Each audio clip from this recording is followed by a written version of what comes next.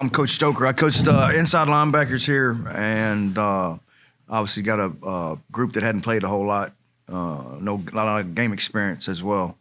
Um, but we'll be all right. All right, so we interviewed Terrence earlier this week, and he's a guy a couple of years ago that switched from the offense to defense, and obviously we know what kind of athletic ability he has, and he had to catch up linebacker-wise. Where is he, and how close is he to being a guy that can play a lot of snaps? He's light years away. When you've been playing running back for the last 3 years and you try to shift over to play linebacker, it's not something that's going to happen overnight. And he's worked very hard at it, and he had a great spring. It's just knowing it and being able to play fast. And I think he's not even the same person he was a year ago at this time. Him having played running back, is there some areas that might be a little of an advantage when he's like watching what the running backs are doing? Well, I think the big advantage is there's not a whole lot of bad habits because he's been playing running back, which is a totally different skill set than playing that. And I teach a lot of offense to our guys anyway, so he understands the offensive side of the football, which does help him, especially in the short term. So what is he doing better now than even like in the beginning of the spring? His eyes everything in college football is to get basically the backer's eyes in bad spots. With all the motions, the speed motions, cross motions, the empties, and it's just really trying to get your eyes in bad spots. And it's hard to have eye control. So tell me about Caleb. It's very interesting what he did last year and kind of redshirting and seeing what it was and where is he right now in his progress. He's he's going to play. He'll play on Saturday. We got about 5 guys right now that I feel comfortable that will play 2 weeks from tomorrow. And again, it's just learning the system. It's a brand new system to guys. And, it took a little while for some guys to adjust. Some guys adjusted faster than others. Obviously KC adjusted really quick. Some guys do, some guys don't. Everybody learns in a different manner. And, that's why it's our job. That's why you got coach in front of your name. With KC gone, do you see some of these other players trying to fill his role or trying to be themselves in the role? I think more be themselves in the role. I think KC was a unique individual, unique player. Very professional type player, even when he was here. And all these guys are a little bit different. The room's a little bit different than what it was before. Not necessarily in a bad way. It's just, there's really not a whole lot of guys that have played a college linebacker in a ball game that's played significant snaps at this point. That's where Duggar comes into play. I mean, he's never played linebacker. And he was a safety and then outside linebacker, and he's been there. He had 15 days of spring ball in summer, and again, the good thing about him is he's not a whole lot of bad habits. It's just the small things that those guys that just hadn't played a whole lot. How do you feel heading into these last few weeks, knowing that you have guys who are inexperienced at that specific position, and what do you look for in these last few practices ahead of? I think the guys being consistent. I think if you every day being consistent, because playing inside linebacker is a little bit different. You got to hit every day, and you got to be able to strike. You got to be able to use your hands, and you can't have a bad day where you don't feel like striking nobody. So I think just a consistent level of play. Our offense does a lot of stuff to us that makes us think as backer wise, because most of the adjustments are made through those guys, especially on all the motions. And, we just need to finish out this next week before we get into game week next week. Talk about James' progress. And when you interview him, it seems like he gets it. I mean, it seems like a smart kid and he's tall and thin. He's put on some weight. Where is he in his progress? He's come a long way since spring ball. And, he's a pretty, what I call football smart guy. He's got good FBI. And he learns very quickly. It's just like anybody else. Nobody wants to be the weak link as far as not knowing the system.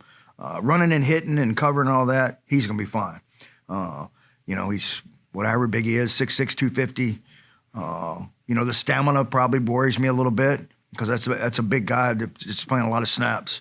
But hopefully early in the season, we've got 5 guys right now that I really feel comfortable with. Are there things with him that you can do because of the size he has? He's sort of he looks the part out there. There's no question. There's not going to be very many that look better than him. I think the big thing is just going to be confidence. I think as the season goes, I think he will get better and better and better. He gets better every time he sees himself on tape. He just hadn't done it live, on a Saturday night yet. And, that's what, we got to be patient with it. And, there's going to be some things that come up that, hey, we're going to have to get it corrected on the sideline. Hey, no, we haven't talked about this. It hadn't come up before. And which makes you a little nervous, but I feel good with those guys. They've done pretty good through August camp.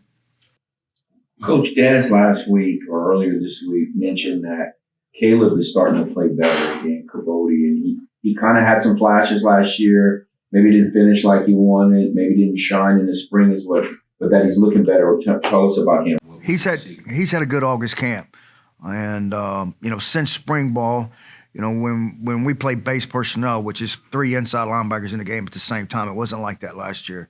So all those guys come from my room, and like the first ball game will be 3 inside linebackers on the field, predominantly with the personnel grouping. So it's been an adjustment, but all those guys have to play all those spots. Because if you get somebody injured and, you got 3 of them in there at a time, so if somebody gets injured, you got to be able to bump some guys around, which we've been able to do. And Cabote's been able to play all those positions as well. He'll be ready to play on Saturday. Leadership-wise, who have you seen kind of step out or stand out as a vocal leader? My room's kind of, I would say Jake St. Andre is probably one of the, well-respected leaders on the team. Pretty much everybody in my room is pretty vocal. You have to be because we're the ones making the calls and getting everything set. So most of my guys have to be pretty vocal. It's kind of hard to play inside linebacker if you can't talk. So, but I would say, Jake, Terrence, and even Duggar, they all have their moments in there. Now, Jake, go ahead. No, it's like, can you use Jake in some different things because he has those kind of abilities, playing on all the special teams and so forth? He's gonna get a lot of work at inside linebacker. He's had a really great August camp. He's made a lot of plays. He's very dependable. You know what you're getting when you get out there.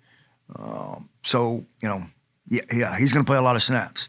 So he won't just be a special teams guy anymore. He's in the mix with the 5 guys at inside linebacker. So what does he actually do well when he's on the field? Basically gets lined up correct, gets everybody else lined up correctly. Because when you start having emotions, we have to go from, an A gap over here or a C gap over here, and then all of a sudden you get motion and it kicks you all the way to a C gap on the other side, kicks the other guy to an A gap player. And I know I'm talking foreign language in some of this, but you've got to be able to get 90% of this just get lined up right. And you get lined up right, we got a chance.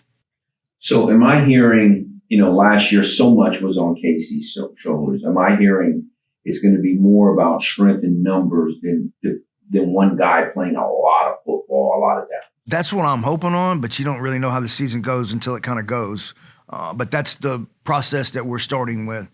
And like I said, those 5 guys I feel very comfortable with it at any point in the game. And if we're having to play 3 of the 5 predominantly in the game, that the other 2 got to get a lot of reps too. So, but that's kind of, I got 2 young ones that are going to be good players. They're just not quite ready for the light yet.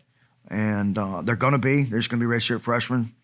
But hopefully by midseason, something happens. We do have some other depth in there. You mentioned using 3. Is that, it's probably a lot of things, but is there a lot of that about stopping the run? Or that personnel groupings, when we get 12 personnel, 2 tight ends on the field, 2 wideouts, we're in base personnel, which puts 3 linebackers in the ball game at the same time, 3 inside guys. And so, if you're seeing a lot of 11 personnel, it would just be 2 backers in there. Then it must be a nickel back in there as well. But when you get all the big packages in there, obviously we got the bigger bodies in there. what are you seeing from the defensive line, and are you seeing the defensive line that could make your guys' job a little bit easier? Yeah, Coach DT does a great job with those guys. They try to keep us free. as much as they can, but they're good players up front. They're big bodies. The cleaner they keep us, obviously, the easier it is. And but they're very disruptive up front right now. I think our inside D line is got a chance to be really good, which will help us out, obviously. So is it the physical skills or that communication stuff you're talking about? What's your biggest concern because of the lack of game experience this close to the open? That's a good question. The communication.